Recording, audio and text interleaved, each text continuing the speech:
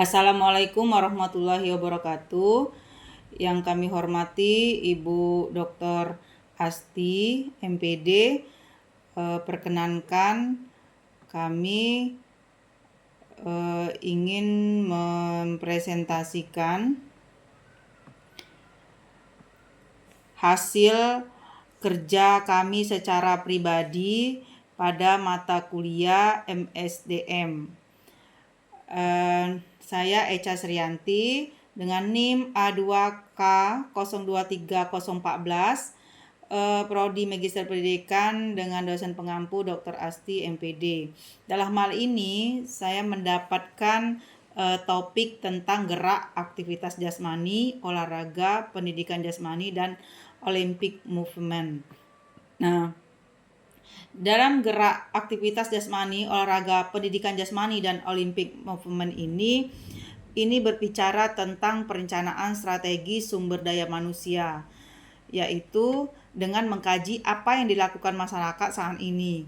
Proses ini disebut dengan analisis kerja secara tradisional, melibatkan pengumpulan informasi dari pemegang jabatan dan atasan mereka berdasarkan persepsi mereka terhadap aktivitas kerja. Nah, informasi tersebut digunakan untuk membentuk pernyataan ideal atau disebut deskripsi pekerjaan, analisis pekerjaan, dan mencatat secara tradisional tentang bagaimana aspek sumber daya manusia termasuk penetapan kriteria seleksi, penilaian kebutuhan pelatihan, dan persiapan jadwal gaji yang kompetitif. Namun, analisis pekerjaan hanya memberikan sebagian informasi yang perlu direncanakan oleh pengambil keputusan untuk masa depan jangka panjang organisasi. Nah, isu terkait berkaitan dengan orang seperti apa yang melakukan pekerjaan organisasi saat ini yang akan dibahas pada bab ini. Nah, Bapak Ibu yang kami hormati, apa saja yang dilakukan analisis tenaga kerja? Nah, analisis tenaga kerja adalah istilah yang digunakan untuk merujuk pada peran asosiasi perencana sumber daya manusia. Hal ini dikaitkan dengan penetapan norma-norma untuk jenis orang yang akan dipilih untuk pekerjaan. Perangkat menggunakan metode untuk menilai kinerja individu dan menginventarisasi pengetahuan, keterampilan, dan sikap pekerja dalam organisasi. Analisis tenaga kerja tradisional seperti analisis ketenagakerjaan tradisional pada dasarnya tidak memadai untuk mengantisipasi kebutuhan organisasi di masa depan karena alasan-alasan yang akan dijelaskan secara panjang lebar. Pada bab 7 ini kami akan memfokuskan perhatian pada tradisional peluang analisis tenaga kerja karena pentingnya HR. Nah, apa yang dilakukan oleh analisis tenaga kerja? Analisis tenaga kerja adalah istilah yang digunakan untuk merujuk pada peran asosiasi perencanaan sumber daya manusia, dikaitkan dengan penetapan norma untuk jenis orang yang akan dipilih untuk pekerjaan, perangkat yang menggunakan metode untuk menilai kinerja individu, dan menginventarisasi pengetahuan, keterampilan, dan sikap pekerja dalam organisasi. Analisis tenaga kerja tradisional seperti analisis ketenagakerjaan tradisional. Padanannya seperti analisis ketenagakerjaan tradisional. Nah, Bapak Ibu, istilah khusus apa yang terkait dengan analisis tenaga kerja? Spesifikasi istilahnya ada yang disebut dengan spesifikasi posisi EI, adalah daftar persyaratan konkret yang disimpulkan dari deskripsi posisi pendidikan, pengalaman dan keterampilan, dan kemampuan tingkat pemula minimum yang diperlukan untuk satu posisi dalam satu organisasi. Nah, selain itu ada juga istilah disebut dengan penilaian kerja karyawan. Terkadang disebut penilaian kerja atau evaluasi kinerja, menilai atau mengukur seberapa baik individu melakukan pekerjaannya selama periode waktu tertentu. Nah, sementara uraian pekerjaan menetapkan apa yang seharusnya dilakukan orang. Penilaian karyawan mengevaluasi seberapa baik seseorang benar-benar melaksanakan aktivitas tugas atau tanggung jawab uraian pekerjaan tersebut selama waktu tertentu. Nah, manajemen kinerja adalah proses membangun lingkungan kerja di mana orang ingin tampil. Kemudian ada juga istilah istilah dari adalah penilaian kerja karyawan. Terkadang disebut penilaian kerja atau evaluasi kinerja, menilai atau mengukur beberapa baiknya individu melakukan pekerjaan selama periode tertentu. Nah, sementara uraian pekerjaan menetapkan apa yang seharusnya dilakukan orang. Melalui penilaian karyawan mengevaluasi seberapa baik seseorang benar-benar melaksanakan aktivitasnya. Kemudian ada juga istilah dari penilaian 360 derajat ya. Istilah 360 penilaian 360 derajat adalah suatu proses di mana individu dinilai oleh orang-orang di sekitarnya, seperti dalam lingkaran ya. Sistem umpan balik 360 dapat digunakan untuk pengembangan atau penilaian. Saat ini metode ini mungkin lebih banyak digunakan untuk penilaian di Amerika Serikat dibandingkan di negara lain itu. Kemudian ada lagi istilah inventarisasi keterampilan II, adalah istilah umum yang mengacu pada katalog manual atau terkomputerisasi mengenai karakter manusia yang tersedia bagi organisasi. Hal ini memungkinkan pengambil keputusan untuk mengetahui jenis orang apa yang tersedia. Kemudian ada istilah sistem informasi sumber daya manusia atau HRISI, adalah database yang komprehensif dan hampir selalu terkomputerisasi yang berisi informasi untuk berbagi atau berbagai tujuan. Ini berbeda dari inventaris keterampilan karena lebih lengkap, berisi semua informasi personel, penggajian dalam bentuk yang mampu melakukan pengindeksasian dan pencocokan silang hampir tak batas gitu. Nah, selanjutnya mengapa analisis tenaga kerja itu penting? Organisasi adalah intuisi manusia dan pekerjaan dilakukan oleh manusia. Untuk kedua alasan tersebut, bakat orang-orang dalam pekerjaan dan dalam organisasi memberikan pengaruh yang sangat besar terhadap seberapa baik organisasi dapat mencapai tujuan. Kemudian ada juga tentang apa yang harus dianalisis. Nah, fokus analisis tenaga kerja seperti halnya analisis pekerjaan bisa berbeda-beda. Memang untuk setiap kemungkinan fokus analisis pekerjaan terdapat fokus yang sesuai dengan tenaga penganalisis realitas gitu ya.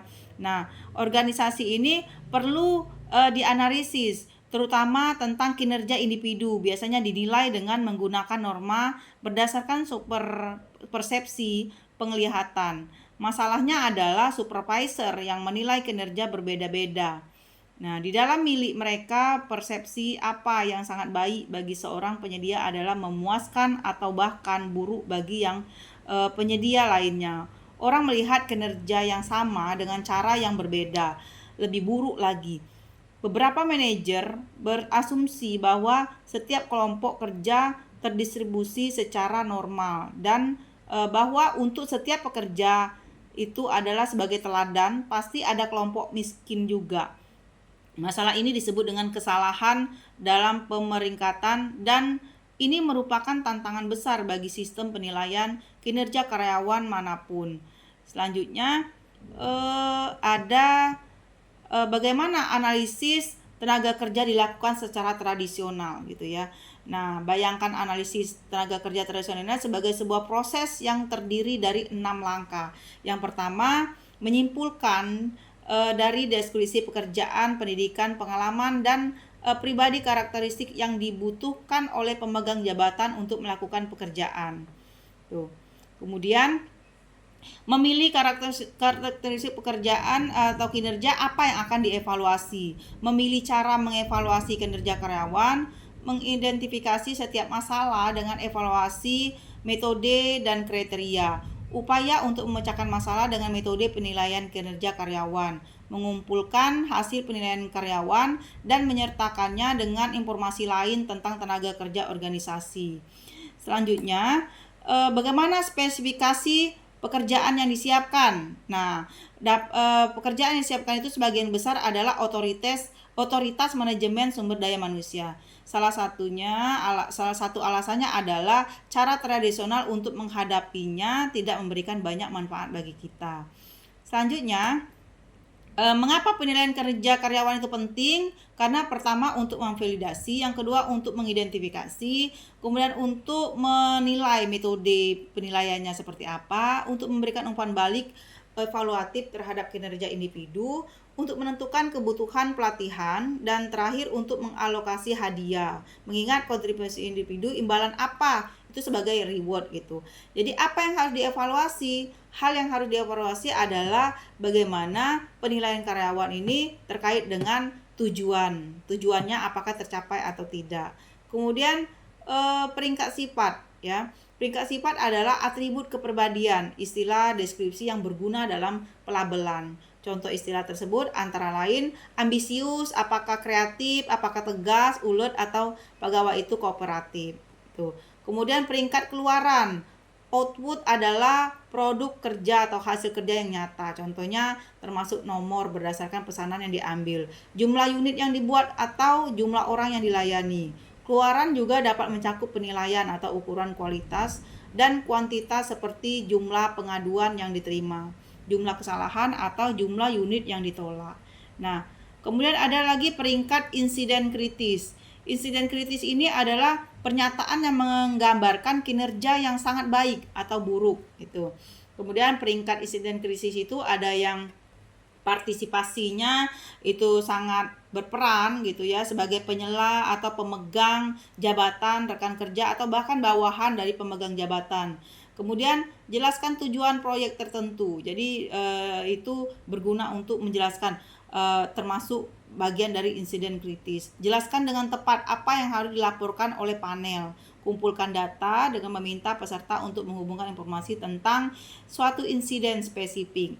Nah, yang kelima, mengembangkan metode untuk mengklasifikasikan, kemudian pemilihan skala penilaian. Nah, peringkat berlabuh secara perilaku. Pilih penyelia atau pengalaman dan pemegang jabatan. Kemudian membagi peserta ke dalam 3, memisahkan kelompok, mintalah mereka yang berada di kelompok pertama untuk membuat daftar aktivitas utama pekerjaan. Kemudian mintalah mereka yang berada di kelompok kedua untuk menjelaskan insiden kritis. Kemudian bertanya itu di dalam itu ketiga kelompok kecepatan kejadian bersama a continuum, menyelesaikan hasil dan memeriksa itu timbul timbangan dengan kelompok. Nah, selanjutnya adalah membuat skala gitu ya. Masalah apa yang ada pada metode penilaian karyawan tradisional? Kami telah menjelaskan kelebihan dan kekurangan penilaian karyawan gitu. Kemudian dengan metode yang populer seperti yang telah dilihat ada mempunyai metode yang bersifat cenderung subjektif seperti itu. Bagaimanakah masalah penilaian karyawan dapat diatasi? Sebagian besar masalah yang berkaitan dengan penilaian kinerja berasal dari 2 sumber, gagasan tentang penilaian dan orang-orang yang menggunakannya.